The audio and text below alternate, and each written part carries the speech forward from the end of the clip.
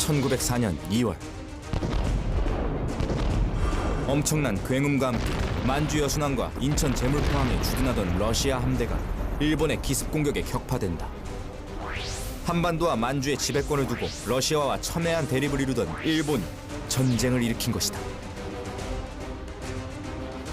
러일 전쟁이 본격화되자 1904년 일본은 전략적 가치가 높은 울릉도에 군사용 망루를 건설하고 잇따라 독도에 추가 건설하기 위해 계획을 세우는데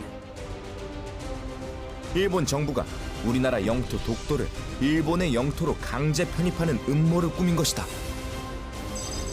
하지만 그보다 앞선 1900년 대한제국은 칙령 제41호를 반포해 독도가 우리 영토임을 국내외에 공식적으로 알린 바 있었으니 그가 바로 조선의 마지막 왕이자 대한제국의 초대 황제 고종이다. 1881년 일본을 비롯한 서구 열강들이 조선을 호시탐탐 노리던 시기 울릉도에 일본의 선박의 왕래가 빈번하여 심히 우려되옵니다. 강원 감사가 올린 보고를 통해 일본의 움직임이 심상치 않음을 느낀 고종은 신임하던 신하 이규원에게 특명을 내리게 된다. 최근 울릉도에 외국인이 함부로 드나든다고 하니 그대가 잘 살펴보도록 하라. 또한 울릉도 곁에 송죽도와 우산도가 있으니 그 섬들에 대해서도 소상히 알아보도록 하라. 전하, 우산도가 바로 울릉도이며 우산은 옛 도읍의 명칭입니다. 그리고 송죽도는 하나의 작은 섬인데 울릉도와 30리 떨어져 있습니다. 여지 승남 등에는 송도와 죽도 그리고 우산도까지 세 개의 섬을 울릉도라 통칭하고 있으니 그 형세를 모두 검찰하도록 하여라. 명 받잡아 소상히 검찰하겠나이다. 즉 이규원에게 울릉도의 상황과 독도를 비롯한 섬들에 대한 조사를 명령한 것이다. 고종은 송도와 죽도, 즉 울릉과 우산을 구별해서 그것들의 위치를 찾으라고 지시를 한 것에 비해서 이규원은 울릉과 우산이 동일하다는 생각을 했습니다. 그런데 고종은 1531년 신증 동국여지 승담과 1770년 동국문헌 비고를 이미 살펴봤기 때문에 고종은 이미 그 두 가지 섬, 즉 울릉과 우산을 구별하고 인식하고 있었다는 데 의미가 있습니다. 울릉도 검찰사로 임명된 이규원은 버젓이 푯말까지 세워두고 불법 벌목하고 있는 일본인들을 발견하는데 그 수만 78명이었다. 강토에는 정해진 경계가 있는데 너희는 어찌 다른 나라에 와서 마음대로 벌목을 하고 있느냐? 저희는 푯말이 있으니 우리 일본 제국의 영토인 줄 알았습니다. 어찌 다른 나라 경계에 멋대로 편말을 세운단 말이냐? 이 섬의 이름은 울릉으로서 신라에서 고려로, 고려에서 조선으로 절에 내려온 우리의 영토다. 그간 우리 조정에서 관리를 파견하여 수토하여 왔거늘 어찌하여 함부로 벌목까지 하고 있단 말이냐? 이규원은 불법 점거한 일본인을 내쫓고 지형과 날씨, 기후현상, 동식물의 분포, 특산물 등 울릉도에 대한 세밀한 조사를 펼쳤는데 끝내 독도만은 관측하지 못하고 돌아서야 했다.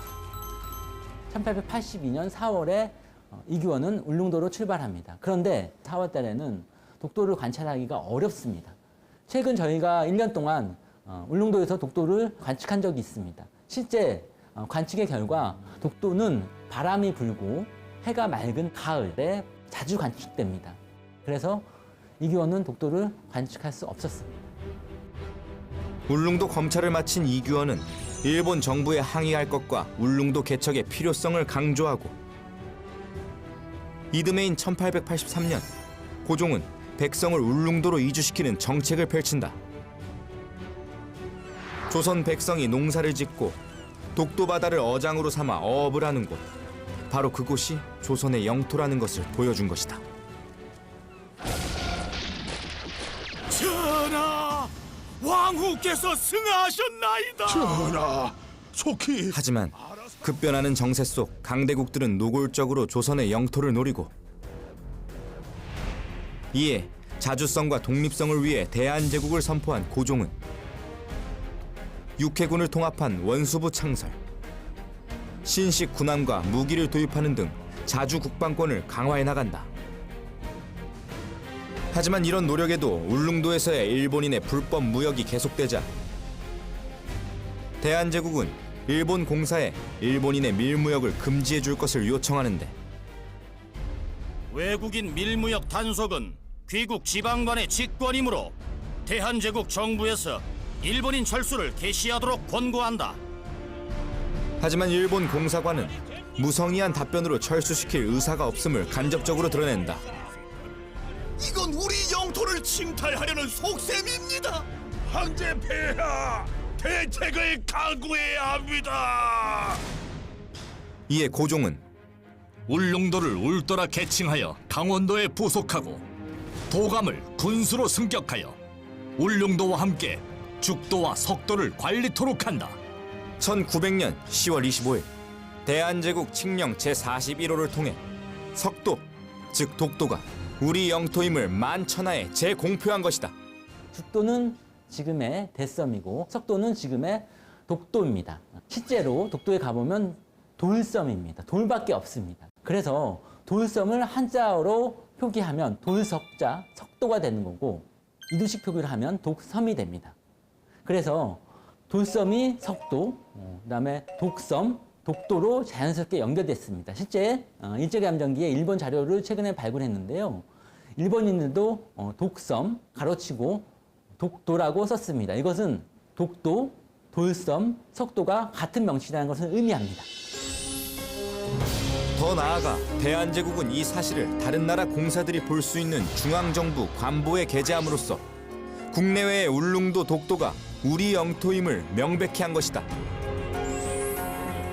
대한제국 칙령 제41호. 이는 정부가 역사에 대해 확고한 인식을 갖고 발빠르게 대응하고 행동하여 얻어낸 수호의 결과물이라는 것을 잊지 말아야 할 것이다.